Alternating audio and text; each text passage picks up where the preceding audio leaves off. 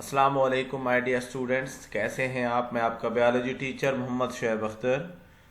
हम लोग डिस्कस कर रहे थे क्लास 11 बायोलॉजी चैप्टर 3 और आज हमारा नेक्स्ट टॉपिक है अबाउट न्यूक्लियस। अच्छा, इस न्यूक्लियस के बारे में हमने पहले एक लेक्चर अपलोड कर लिया ऑलरेडी, जिसके अंदर हमने इसकी डेफिनेशन और इसके फंक्शंस और कंपोनेंट्स को डिस्कस किया। न्यूक्लियस के बेसिकली 4 कंपोनेंट्स हैं। अगर मैं आपको इस डायग्राम से दोबारा बताऊं थोड़ा सा, एक है न्यूक्लियर इन्वेलप, इसके साथ साथ न्यूक्लियोलस, क्रोमेटिन एंड न्यूक्लियोप्लाज्म। ये 4 कंपोनेंट्स हमने डिस्कस करने थे। आज हम डिस्कस करेंगे अबाउट क्रोमेटिन, यानी पहले 3 कंपोनेंट्स हम डिस्कस कर चुके हैं प्रीवियस लेक्चर के अंदर, जो कि पार्ट 1 मैंने अपलोड किया है। आज हम क्रोमेटिन को डिटेल के साथ डिस्कस करेंगे। डायग्राम में आप अच्छे से देख सकते हैं कि ये एक सेल है और सेल के अंदर ये क्रोमोसोम और फिर फर्दर आपको डीएनए जूम होता हुआ नजर आ रहा है। यानी इसी तरह आप यहाँ पे क्रोमेटिन को देख सकते हैं, थ्रेड लाइक मटेरियल। और फर्दर क्रोमेटिन और क्रोमोसोम में क्या डिफरेंस है, क्रोमेटिन की कितनी टाइप्स हैं और इनके क्या फर्दर फंक्शंस हैं, लेंथ कितनी है, सारा कुछ हम इस लेक्चर के अंदर डिस्कस करेंगे। अच्छा जी, यहाँ पे हमारे पास है क्रोमेटिन एंड क्रोमोसोम। अब बहुत सारे बच्चे इन 2 टर्म्स के अंदर कंफ्यूज हो जाते हैं। पहले मैं आपको डिटेल से यहाँ पे समझाऊंगा, उसके बाद हम इंशाल्लाह डायग्रामेटिकली भी इस चीज को ऑब्जर्व करेंगे। क्रोमेटिन क्या है, basically it is string like fibres, यानी कि बिल्कुल धागे की तरह के फाइबर्स हैं। इनको क्रोमेटिन कहा जाता है। इसके अंदर आपको नजर आएगा डीएनए एंड प्रोटीन। क्या नजर आएंगे? DNA and protein.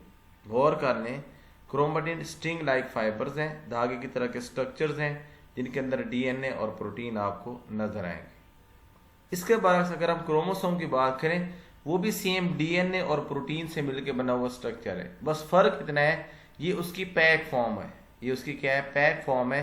Specialise structure होगा जिसके अंदर आपको आर्म्स नजर आएंगे, आपको उसके कॉपी यानी क्रोमेटिड्स फर्दर नजर आएंगे और आपको सेंट्रोमियर नजर आएगा। मैं एक सादा सी एग्जांपल देता हूं बच्चों को कि आपके पास एक नलकी है, वो इस तरह उसके अंदर आपको धागा नजर आएगा लाइक दिस। ये इसके अंदर आपको इस तरह धागा नजर आएगा बिखरा हुआ, दैट इज क्रोमेटिन। इसका नाम क्या होगा? क्रोमेटिन। अगर ये एक पैक फॉर्म है like this, that is chromosome. अब दोनों में जस्ट अरेंजमेंट का डिफरेंस है, स्ट्रक्चर का डिफरेंस है। ये पैक फॉर्म है और ये क्या है, यानी कि अनकॉइल्ड फॉर्म है। क्लियर हो गया यहाँ तक? इसके बाद further the structure of chromatin reveal that is made of सीज बीड लाइक स्ट्रक्चर, जिन्हें न्यूक्लियोसोम कहा जाता है। Beed like structure. न्यूक्लियोसोम क्या है? जिसके अंदर डीएनए होगा और रैप होगा अराउंड प्रोटीन, और प्रोटीन का नाम होगा हिस्टोन। क्या नाम होगा? हिस्टोन। आपसे पूछा जा सकता है कि डीएनए किस प्रोटीन के अराउंड रैप होगा, that is histone protein. MCQs के लिए इंतहाई इंपॉर्टेंट है। और जब सेल इंटरफेज में होता है तो उस वक्त वो नॉर्मल फंक्शन परफॉर्म कर रहा होता है, तो उस वक्त क्रोमेटिन डिस्पर्स होता है न्यूक्लियस के अंदर, यानी सारा जेनेटिक मटेरियल प्रेजेंट होता है in the form of chromatin. किस फॉर्म में होगा? क्रोमेटिन। लेकिन यही सेल जब डिवाइड होने लगता है, बिगिन टू डिवाइड, तो वहां पे क्रोमेटिन कंप्रेस्ड होगा इनटू क्रोमोसोम्स। किस में कंप्रेस्ड होगा? क्रोमोसोम। और क्रोमोसोम का स्ट्रक्चर हम नेक्स्ट स्लाइड में इंशाल्लाह देखेंगे। इसी के साथ नंबर ऑफ क्रोमोसोम्स की अगर हम बात करें, इंतहाई इंपॉर्टेंट क्वेश्चन है, शॉर्ट क्वेश्चन एंड एमसीक्यूज। तो डिफरेंट ऑर्गेनिज्म में डिफरेंट नंबर आपको मिलेगा क्रोमोसोम का। लाइक इंडियन फर्न के अंदर आपको 12-16 नंबर नजर आता है, जिसका साइंटिफिक नेम है ओफियोग्लोसम रेटिकुलेटम। क्या नाम है? ओफियोग्लोसम रेटिकुलम। मैं इसको इटैलिक में लिखना भूल गया, बहरहाल आप इसको इटैलिक में अगर कंपोज करेंगे तो इटैलिक में, जैसे कि नीचे आपको नजर आ रहे हैं, और अगर आप हाथ से लिखेंगे तो अंडरलाइन करेंगे। फ्रूट फ्लाई में 8 क्रोमोसोम्स हैं। इसी तरह डॉग के अंदर 78 क्रोमोसोम्स हैं। कैट के अंदर आपको 38 नजर आएंगे। माउस के अंदर आपको 40 और ह्यूमन के अंदर 46 क्रोमोसोम। चिंपैंजी के अंदर 48 और चिकन के अंदर 78 क्रोमोसोम। यानी डिफरेंट क्रोमोसोम का नंबर है जो कि आपको डिफरेंट ऑर्गेनिज्म में नजर आएगा। इस तरह इंसेक्ट्स वगैरह या बीज के अंदर आपको 2 क्रोमोसोम भी नजर आते हैं, आर्ट्स वगैरह के अंदर। तो ये बेसिकली इसका नंबर है जो वेरी करेगा from cell to cell, from species to species. Cell to cell तो सॉरी नहीं होगा, लेकिन स्पीशीज टू स्पीशीज ये वेरी करेगा, इसलिए हर स्पीशी आपको डिफरेंट नजर आएगी। अच्छा जी, नेक्स्ट हमारे पास यहाँ पे है न्यूक्लियोसोम। अब मैंने यहाँ पे आपको न्यूक्लियोसोम थोड़ा सा जूम करके दिखाया है कि ये मेरे पास एक नॉर्मली सेल है और ये सेल का मैंने क्या एक्सट्रैक्ट किया, न्यूक्लियस। गौर करें, ये सेल है और ये इसका न्यूक्लियस है। जब मैंने न्यूक्लियस में देखा तो मुझे क्या नजर आया, क्रोमोसोम्स। क्या नजर आया? और मैंने इस क्रोमोसोम के अंदर से एक थ्रेड को निकाला तो मुझे इस थ्रेड के अंदर प्रोटीन के अराउंड डीएनए नजर आया। ये क्या है, बेसिकली डीएनए है। और स्टोन के अराउंड मुझे ये डीएनए नजर आया, दैट इज न्यूक्लियोसोम। इसका नाम क्या है, न्यूक्लियोसोम। तो डीएनए जब रैप करता है around stone protein, normally 8 stone proteins होती हैं डीएनए के, डीएनए जिनको रैप कर रहा होता है, तो ये न्यूक्लियोसोम बनाते हैं। और यहाँ पे जीन यानी डीएनए का वो पार्ट जो कि फंक्शनल होगा, दैट इज जीन। और फर्दर इसका स्ट्रक्चर क्या है, फॉस्फेट ग्रुप होगा, शुगर, बेस, ये आपको डीएनए के न्यूक्लियोटाइड में नजर आएंगे। इनकी डिटेल इंशाल्लाह हम चैप्टर 4 में पढ़ेंगे।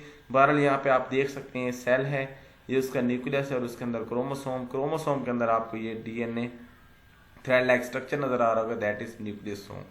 इसी तरह के हजारों न्यूक्लियोसोम मिलकर क्रोमोसोम बना रहे हैं। क्रोमोसोम में आपको इसकी कॉपी क्रोमेटिड और इसमें सेंट्रोमेयर एक सेंट्रल पार्ट जहाँ पे ये कॉपीज आपस में अटैच है नजर आ रहा है। क्लियर है यहाँ तक? नेक्स्ट हमारे पास दोबारा क्रोमोसोम का स्ट्रक्चर है। यहाँ पे आप देख सकते हैं माइटोटिक स्पिंडल फाइबर्स इसके साथ अटैच होंगे, काइनेटोको रीजन है जहाँ पे अटैच हो रहे हैं, और ये सिस्टर क्रोमेटिड, यानी ये क्रोमेटिड है, ये इसकी कॉपी है, तो सिस्टर क्रोमेटिड। क्लियर होगी यहाँ तक? इसके बाद क्रोमेटिन और क्रोमोसोम का डायग्राम्स के जरिए डिफरेंस है। अगर आप गौर करें तो इस डायग्राम के अंदर आपको थ्रेड लाइक स्ट्रक्चर नजर आ रहा होगा और यहाँ पे ये स्ट्रक्चर कंपोज फॉर्म में नजर आ रहा होगा, कंडेंस फॉर्म में। This is chromosome. ये क्या है, क्रोमोसोम, और ये क्या है, क्रोमेटिन। यानी इस दोनों में कोई फर्क नहीं, जस्ट अरेंजमेंट का डिफरेंस है। क्रोमेटिन लूजली रिलैक्स डीएनए है और ये क्या होगा, टाइटली पैक्ड डीएनए। ये डीएनए उस वक्त क्रोमोसोम बनेगा जब सेल डिवाइड होगा ड्यूरिंग डिवीजन, और ये जब सेल नॉर्मली काम कर रहा होगा उस वक्त ये उसकी फॉर्म है। क्लियर होगी यहाँ तक? इसके बाद नेक्स्ट अगर हम चले तो हमारे पास कुछ इंटरेस्टिंग इंफॉर्मेशन है। अब ये मेरे पास एक क्रोमोसोम है, इसी तरह के मेरे पास 46 सेगमेंट्स हैं, यानी मेरे पास 46 क्रोमोसोम है। एक ह्यूमन सेल में कितने होते हैं, 46।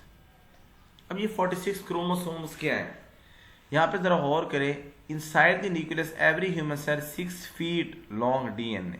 डीएनए की लेंथ क्या है, 6 फीट, यानी ये जो डीएनए है ये वाला, दिस इज 6 फीट।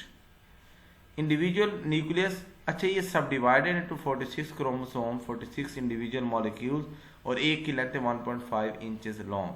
यानी इस डीएनए को 1.5 इंच कट करके रैप किया गया, फिर 1.5 इंच का कट करके उसको रैप किया गया, फिर 1.5 इंच का कट करके उसको रैप किया गया, और इस तरह 46 पीसेस बन गए, दैट इज क्रोमोसोम्स। ये क्या है, बेसिकली क्रोमोसोम्स।